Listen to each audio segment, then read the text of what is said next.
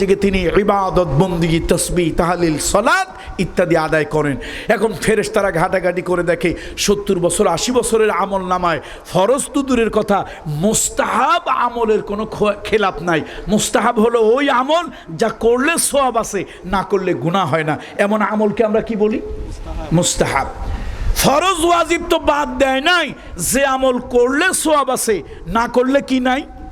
বলেন, না করলে কি হবে না? সেই আমল মুস্তাহাব আমলও তিনি ছাড়েন নাই। এখন ফেরেশতা একজন আরেকজনকে কয়, ভাই আমরা আসছি তো ঠিক, তবে ভুল রাস্তায় ভুল গ্রামে আসছি, এই গ্রাম হইতে পারে না। এত বড় একজন বুজুর্গ, এত বড় একজন আল্লাহওয়ালা যেই গ্রামে আছে, আমল নামার মধ্যে ফরজের তরক নাই, ওয়াজিবের তরক নাই, মুস্তাহাবের খেলাপ নাই, যার আমলটা দিনভর রোজা, রাত জেগে জেগে ইবাদত বন্দেগী তাসবিহ তাহলিল, এই লোকটাকে যে গ্রামে আছে সে গ্রাম তো ধ্বংস হতেই পারে না। আমরা আসছি ঠিক, তবে ভুল ঠিকানায়। একবার ফেরেশতা আল্লাহর কাছে ফরিয়াদ করলো, বার এলাহি আমরা তো ভুল ঠিকানায় আসছি। আল্লাহ কয়, না, তোমরা যথাযথ ঠিকানায় গিয়েছো, এই গ্রামকে ধ্বংস করো। আল্লাহ, তো এই গ্রামের মধ্যে তো একজন বুজুর্গ ব্যক্তি আছেন, তার আমল নামা এই আমরা দেখলাম, আমরা কি ভুল করলাম? আল্লাহ কয়, না, ওরে আগে গজব দিয়ে পাল্টাও। কথা কি শুনতেছেন আপনারা? আগে ওরে গজব দিয়ে পাল্টাও, তারপরে পুরো এলাকাটাকে আমি আল্লাহর গজব দিয়া ধ্বংস করে দাও, উল্টায় দাও।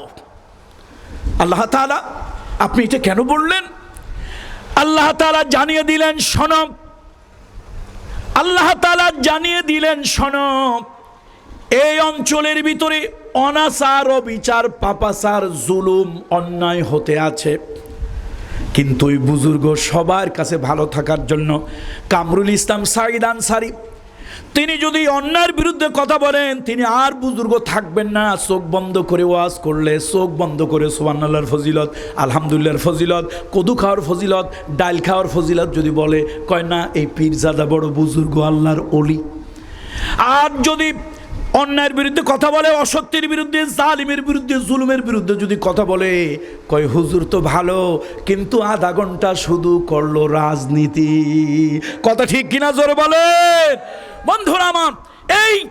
এই যে বুজুর্গ, এই বুজুর্গ জনগণের কাছে যেন বিতর্কিত না হয়, সবাই যেন তার হালুয়া তোফা, হালুয়া রুটি যেন দেয়, সেজন্য অন্যায়ের বিরুদ্ধে, অসত্যের বিরুদ্ধে, জালিমের বিরুদ্ধে, তগুতের বিরুদ্ধে সে কখনো কোনো কথা বলে না, ভূমিকা নেয় না। এমন বুজুর্গ আমি চাই না। সে ইবাদত করবে আর সমাজটা রসাতলে যাবে। ও ফেরেশতারা, ওরে আগে গজব দিয়ে ধ্বংস করো, এরপরে অন্যদেরকে গজব দিয়ে শেষ করে দাও। বন্ধুরা আমার, কোরআন শরীফের সে আয়াতটা আপনারা সবাই জানেন। কোরআন শরীফের ওয়ামান আহসানু কাওলাম মিম্মান দাআ ইলাল্লাহি ওয়া আমিলা সালিহান ওয়া ক্বালা ইন্নানি মিনাল মুসলিমিন, এই আয়াতটা শুনছেন না? কথা বলেন না একটু আপনারা। এই আয়াতটা কি আজকেই শুনলেন না আরো আগে শুনেছেন? ওয়ামান আহসানু কাওলাম মিম্মান দাআ ইলাল্লাহি, এই আয়াতটা কখন হয়েছে তা কি জানেন? তা কি জানেন? আজকে শুনে নেন। এই আয়াতটা কখন হইল? সমাজের কিছু সম্মানী মানুষ ইসলাম গ্রহণ করার কারণে, কালেমা গ্রহণ করার কারণে, আল্লাহর ওয়াহাদানিয়াত, উলুহিয়াত, রুবুবিয়াতের পক্ষে কথা বলার কারণে, সত্যের পক্ষে কথা বলার কারণে তাদের সামাজিক মর্যাদা চলে গেল, চাকরি চলে গেল, ব্যবসা চলে গেল, দোকানপাট বন্ধ হয়ে গেল। অনেকে এখন পালিয়ে পালিয়ে পাহাড়ে এদিক সেদিক বেড়ায়। কাফেররা বলে, কি ইসলাম গ্রহণ করলো, সব হারাইলো, সব হারাইলো। সমাজে তারা অনেক ভালো অবস্থানে ছিল, আজকে তারা পালিয়ে পালিয়ে বেড়াচ্ছে, সব বরবাদ হয়ে গেছে।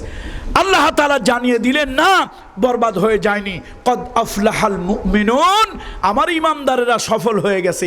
এরপরও কাফেররা যেখানেই পায় মুসলমানদেরকে পেলেই টিটকারি করে, মারে।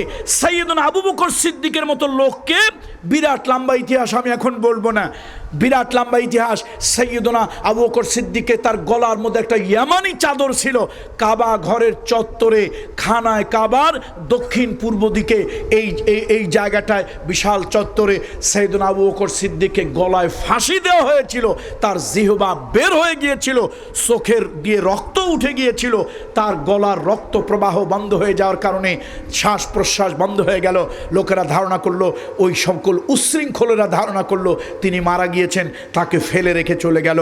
সাইয়েদনা আবু বকর সিদ্দিককে আল্লাহ তার রহমতের হাত দিয়ে বাঁচিয়ে রেখেছেন বলেই তিনি ইসলামের অনেক খেদমত করতে পেরেছিলেন।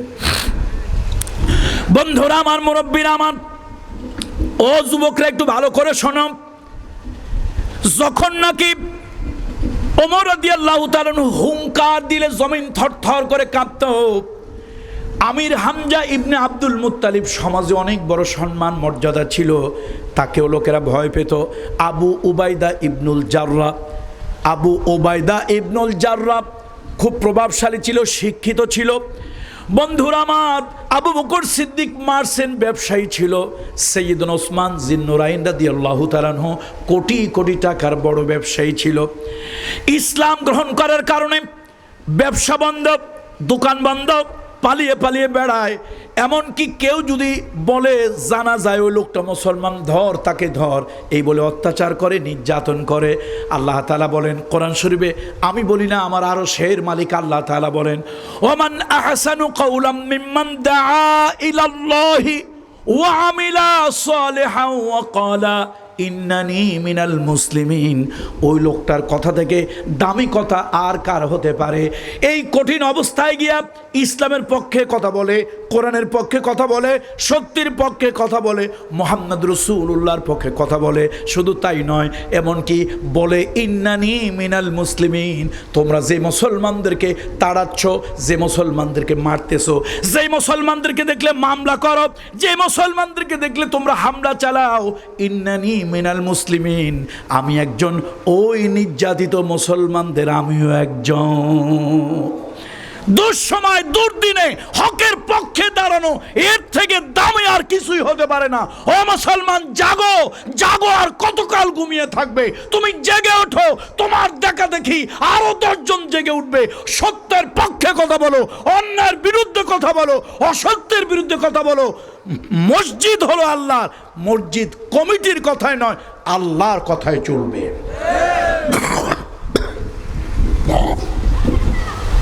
মসজিদ কার কথায় চলবে? এই সমাজ কার? রাষ্ট্র কার? দেশ কার? আল্লাহর কথায় চলবে না বান্দার কথায় চলবে? আল্লাহ বলছে মদ হারাম, একটু উপকার আছে তবে পাহাড় পরিমাণে ক্ষতি। অল্প একটু উপকার আছে, পাহাড় পরিমাণে ক্ষতি। আল্লাহ আইন করে দিলেন মদ হারাম। আমার দেশের 300 পার্লামেন্টেরিয়ান আমরা ভোট দিয়ে নির্বাচন করি, তারা গিয়ে বলল না, বয়স যদি 21 হয়, লাইসেন্স যদি থাকে, তাহলে লাইসেন্সওয়ালা দোকান থেকে মদ কিনে খাওয়া জায়েজ, বৈধ। আল্লাহ করলো হারাম, আর বান্দায় কি করলো? কথা কথা বলেন না কেন? বান্দায় কি করছে? হারাম করেছে, হালাল করেছে বান্দায়, আল্লাহ করলো হারাম। শুধু তাই নয়, প্রতিতাবৃত্তি, নানান ধরনের উল্টাপাল্টা কাজ। আপনার জুয়া হলো হারাম, সেই জুয়া আজকে পুলিশরে বাখাড়া দিলে, তারপরে সরকারের কাছ থেকে লাইসেন্স নিলে হালাল। দেহ ব্যবসা হারাম, তবে হ্যাঁ অবৈধ, তবে যদি গভর্নমেন্টের কাছ থেকে লাইসেন্স নয়, বৈধ। মদ, গাঁজা, বাবা, ইয়াবা, হিরোইন, এগুলি অবৈধ, তবে সরকারের কাছ থেকে লাইসেন্স নিলে এগুলি কি? কথা কয় না, আমি কি অহেতুক কথা বলতেছি? লাইসেন্স নিলে বৈধ না অবৈধ? তাহলে বোঝা গেল আপনার কাছে হালাল হওয়ার আইন হলো লাইসেন্স। আর আল্লাহ বলছেন না, মানুষের জন্য যেটা ক্ষতির সেটা আমি হারাম বানিয়ে দিয়েছি। আজকে সমাজের মধ্যে, আজকে সমাজের ভিতরে, দুনিয়ার মুসলিম বিশ্বের ভিতরে আল্লাহর বিধান দিয়ে মুসলমান চলে না, আল্লাহর আইনে মুসলমান চলে না, আল্লাহর হুকুমে মুসলমান চলে না। এ মুসলমানের উপরে নির্যাতন, নিগ্রহণ, জুলুম, অত্যাচার আসতেছে, আরও আসবে। কোরআনে আল্লাহ বলেছেন, তোমরা যদি ফিরে না আসো, জালিমদেরকে তোমাদের ঘাড়ের উপরে শাসক হিসাবে চাপিয়ে দেব। এরপরে তোমাদের দেশের আলেম ওলামা, পীর বুজুর্গরা 2 হাত তুলে আকাশের দিকে দোয়া করবে, কি ফালা ইস্তাজাবা লাহুম, সেই দোয়ার কোনো জবাব দেওয়া হবে না, উত্তর দেওয়া হবে না, অর্থাৎ আল্লাহর কাছে কবুল হবে না। আজকে দেশের পীর সাহেবরা খানকায় দোয়া করেন, তবলিগ জামাতের মেহনতের বন্ধুরা, ভাইরা, তারা নিজের গাইডের পয়সা খেয়ে মসজিদে মসজিদে গিয়ে মানুষকে নামাজ কালাম শিখাইয়া দোয়া করেন। আজকে আমরা আলেম ওলামা বক্তারা দোয়া করি, আমাদের কারো দোয়াই যেন আকাশে উঠতেছে না, কারো দোয়াই যেন কবুল হচ্ছে না। কেন? কেন হচ্ছে না? সমাজে অন্যায়, অবিচার, জুলুম, নির্যাতন যখন চলে, আর এই জুলুম, নির্যাতন, অন্যায়, অসত্যের বিরুদ্ধে মুসলমান যখন চুপ করে থাকে, আস-সাকিতু আনিল হক কা শাইতানুন আখরাস, এই বোবা শয়তানগুলোর জন্য আল্লাহ তাআলা জালিম শাসক তাদের উপরে দিয়ে দেয়। এই জালিম শাসকেরা নির্যাতনের স্টিম রুলার তাদের উপরে চালাতে থাকে।